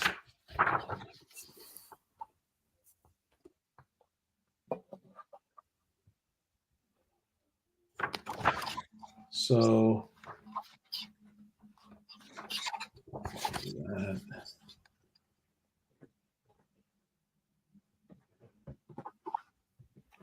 yeah, okay, so this one's a double. This is going to go in the doubles area.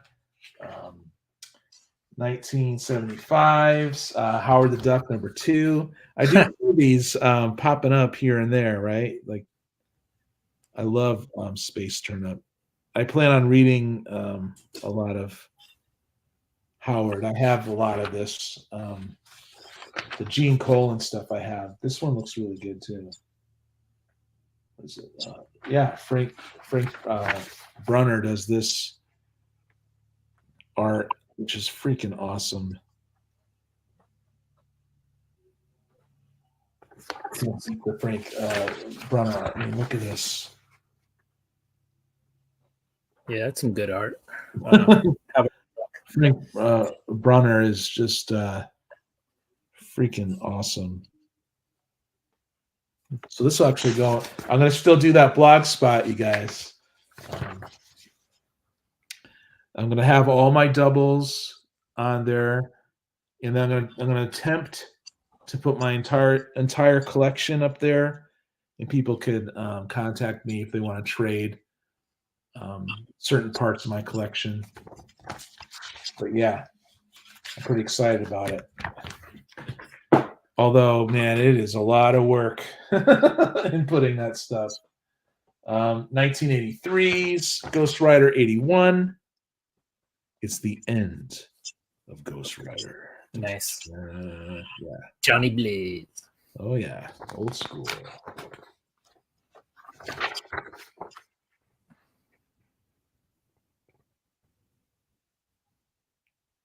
I forgot where I got this. That's the problem with the chaotic comic book area in my room. Okay, so I got some of these night quests, like I said. Batman 506. That might be Kelly. I got doubles of this, so this will go in the doubles too.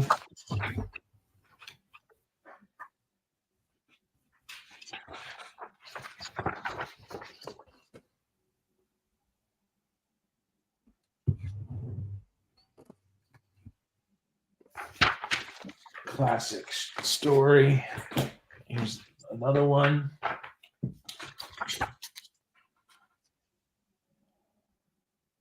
Love that cover.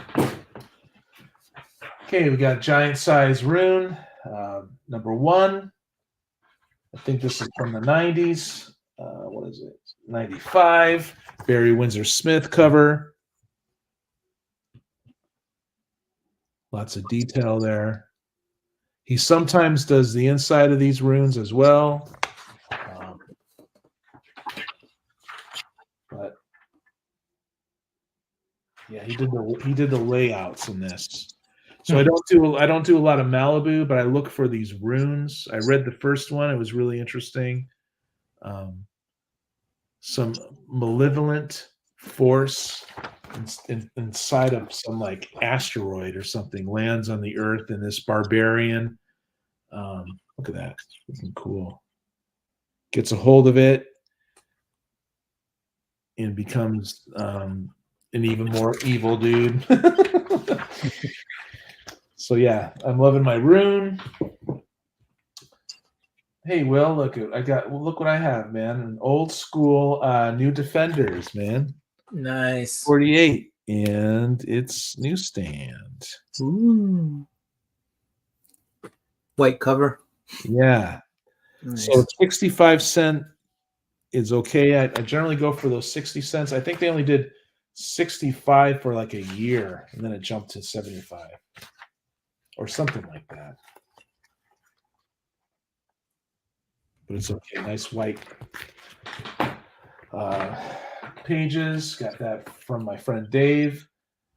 Got this one too, 147. Flag cover. Yeah, I love the flag covers.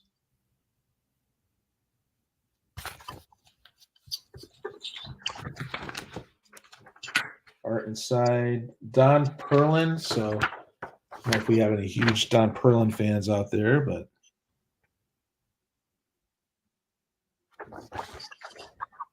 I do like J.M. DeMatteis as a writer, and I'm slowly reading through these Defenders. So I like Isaac Christians is his name, the demon there. I do have a couple, was it Defenders? I forget what number it is, but it's the origin story of Gargoyle. Here's the Phoenix Protector. It was Phoenix number 4. I do have this already, but I got it from Dave.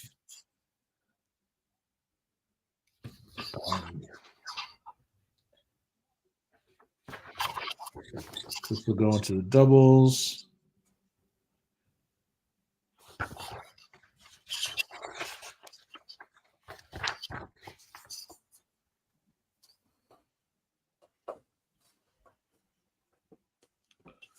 Pretty cool stuff.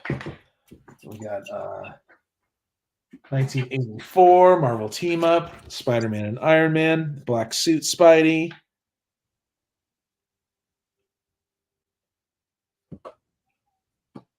$0.60. My kind of comic. Nice and clean.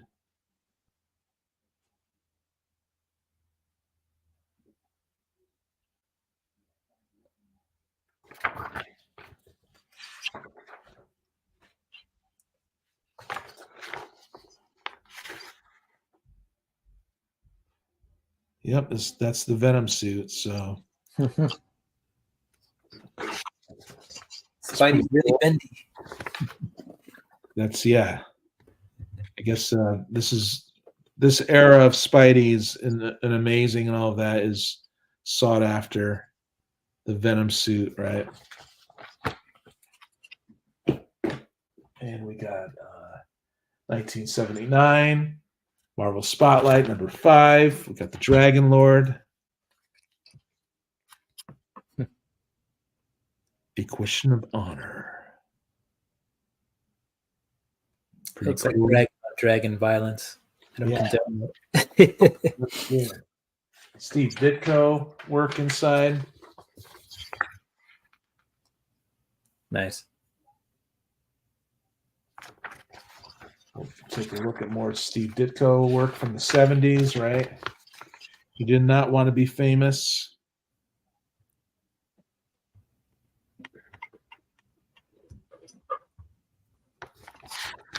So did he come back? I thought he was gone by then.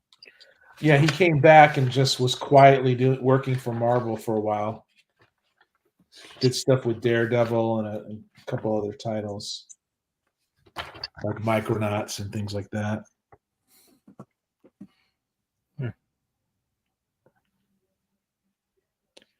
But it seems like he's phoning it in a little bit with this. Right. Still cool comic. I don't know anything about this, but it's Solar Man's first issue by Marvel. Solar Man. You guys heard of Solar Man? Galaxy's hottest new hero. I remember buying that off the newsstand, and I was so excited because it was a new Marvel #1, and I just knew it was going to be the next greatest thing. You know? You really have that memory, huh? So Jim Mooney does the pencils. This is where he got his new universe idea, probably. And there is actually a second issue that came out like months later. Yeah. Oh, is that right? And that was it? Yeah. But that was it. Did you enjoy this issue?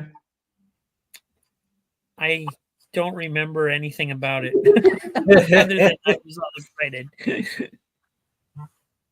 This is before he became editor-in-chief, so it's got to be maybe early 80s. Let's see here. No, it's 89. Huh. 1989, folks. Really? Huh. I thought it was earlier than that, just based on my own got a personal history. 1978's Doctor Strange. 38. Very cool.